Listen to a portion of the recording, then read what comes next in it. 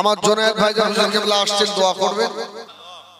আমার ভাইজানেরা, সোনাবাড়ি ঘেরা নবী আমার দুনিয়া বাদশাহ হাবিবুল্লাহ জনাবে মুহাম্মদুর রাসূলুল্লাহ সাল্লাল্লাহু আলাইহি ওয়াসাল্লাম আল্লাহ নবী ফরমাচ্ছেন, দরুদের মধ্যে উত্তম দরুদ হলো দরুদ ইব্রাহিম। যে দরুদটা আমরা নামাজের ভিতরে আত্তাহিয়াতুর পরে পড়ি, আল্লাহুম্মা সাল্লি আলা মুহাম্মাদ وعلى آل محمد كما صليت على إبراهيم وعلى آل إبراهيم إنك حميد مجيد اللهم بارك على محمد وعلى آل محمد كما باركت على إبراهيم وعلى آل إبراهيم إنك حميد مجيد سبحان الله تبدرون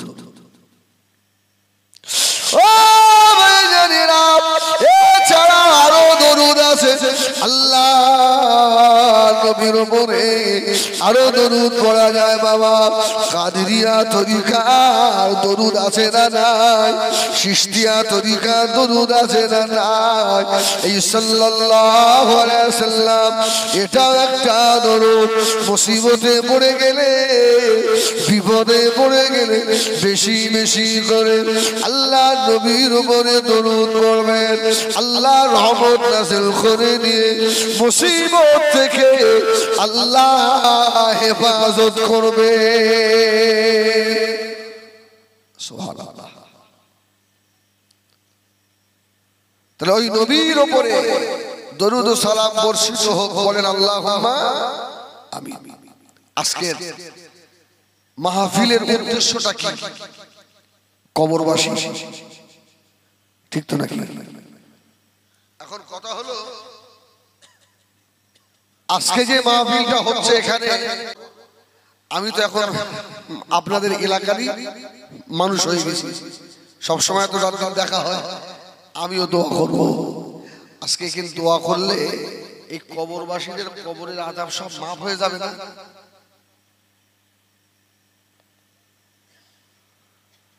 এবার হবে তো নাকি?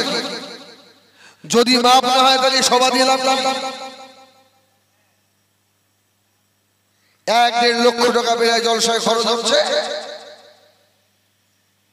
না না না, সবার কবরের মাফ হবে না। দোয়া করলেই কবরবাসীর কবরের আযাব মাফ হয়ে যায় না। আল্লাহ পাক এখানে শর্ত লাগিয়েছেন। এটা কোনো পীরের কথা নয়, কারোর বাবার কথা নয়, আল্লাহর কথা। জোরে বলুন সুবহানাল্লাহ। আল্লাহর কথায় কোনো সন্দেহ আছে? সন্দেহ রাখা যাবে? ঈমান থাকবে? চলে যাবে না? আল্লাহ বলেছেন ওদের কবরের আযাব মাফ হবে। ওয়াল ইখওয়ানিনাল্লাযীনা সাবাকুনা বিল ঈমান, যারা ঈমান নিয়ে মৃত্যুবরণ করেছে। সুবহানাল্লাহ। আর যারা বেঈমান হয়ে মারা গেছে ওদের জন্য করে লাভ নেই। ওরা এখনো জাহান্নামে, এখনো জাহান্নামে। ওদের আবাদা আবাদা জিন্দেগি ওই জাহান্নামে থাকতে হবে। সন্তান যতই দোয়া করুক বেঈমানের কোনো উপকারে আসবে না।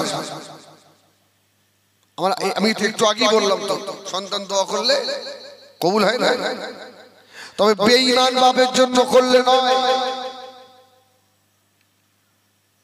আমার ভাইজানেরা, সোনাবাড়ি ঘেরা নবী আমার দুনিয়ার বাদশাহ হাবিবুল্লাহ জনাবে মুহাম্মদুর রাসূলুল্লাহ সাল্লাল্লাহু আলাইহি ওয়াসাল্লাম, নবী আমার আম্মা জান আমিনার পেটে আল্লাহ নবী আব্বা হারিয়ে ফেললেন। আল্লাহ নবীর 6 মাস মাস বয়সে আব্বা হারালেন। আল্লাহ নবী 6 বছর বয়সে আম্মা জান হযরত আমিনা রাদিয়াল্লাহু তাআলা আল্লাহ নবী হারিয়ে ফেললেন। আল্লাহ নবী 8 বছর 6 মাস 2 দিন বয়সে নবী আমার দাদা আব্দুল মুত্তালিবকে হারিয়ে ফেললেন। নবী আমার যার কাছে মানুষ হচ্ছিলেন আল্লাহ নবীর প্রাণ প্রিয় চাচা খদিজা টুকরা চাচা হযরত আবু তালেব দুনিয়া থেকে বিদায় নিলেন। ও মেয়েরা, আবু তালেব ইন্তেকালের পরে আল্লাহ নবী চাচা জানের মাথার কাছে গিয়ে বসলেন। চাচা জান ইন্তেকালের আগে বাবা কলমা শরীফের তালকিন দিলেন। ও একবার শুরু করেন আল্লাহ ইলাহা ইল্লাল্লাহ লা ইলাহা ইল্লাল্লাহ লা ইলাহা ইল্লাল্লাহ মুহাম্মাদুর রাসূলুল্লাহ। চাচা একবার পড়ে নেন, আমি মুহাম্মদ আমার গলায় গামছা দিয়ে হলো আল্লাহ পাকের দরবার থেকে খালাস করিয়ে নেব। জোরে বলে না, জোরে বলে না সুবহানাল্লাহ। সেদিনে সুপারিশের দায়িত্ব আল্লাহ দেবেন কাকে? জোরে বলে আমার নবীকে, আমাদের নবীকে। জোরে বলো সুবহানাল্লাহ। আদম নবী এসে আমার নবীর সম্মুখে খেলবার করে দাঁড়িয়ে থাকবে মুহাম্মদ সুবহানাল্লাহ বলেন, সুবহানাল্লাহ বলেন। তুমি জান্নাতে না গেলে আমার জান্নাতের মালিক তো রাসূলুল্লাহ সুবহানাল্লাহ বলেন, সুবহানাল্লাহ বলেন। এইজন্য জান্নাতের চাবি কার হাতে? মুহাম্মাদুর রাসূলুল্লাহ। আমার নবী সর্বপ্রথম জান্নাতে ঢুকবে, জান্নাত থেকে উদ্বোধন করে দেবে, দিয়ে আমার রাসূল জান্নাতে থাকবে। রাসূলুল্লাহ উম্মতির কথা মনে মনে জান্নাত থেকে আবার ছিঁড়ে বার হয়ে চলে। সুবহানাল্লাহ, সুবহানাল্লাহ।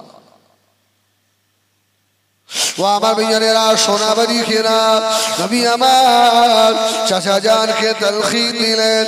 চাচা জান আবু তালেব কলমা পড়লেন, ইন্তেকাল হয়ে গেল।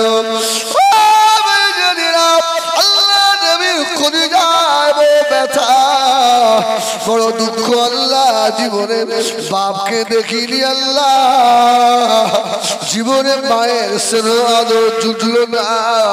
দাদার কাছে থাকতাম, দাদাও চলে গেল। চাচা আবু তালেব আমাকে মুখের ভিতরে করে রাখতেন। যে চাচা আমি রাসূলুল্লাহ আমার জন্য সাহাবে আবু তালেব 3 বছর জেল খেটেছে। ও আমার চাচা আবু তালেব আমি রাসূলুল্লাহ আমার জন্য বেঈমানদের সঙ্গে আমার চাচা আবু তালেব মোকাবেলা করেছে।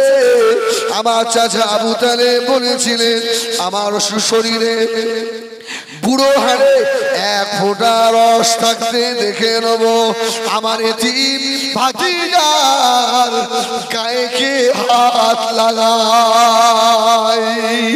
জোরে বলেন।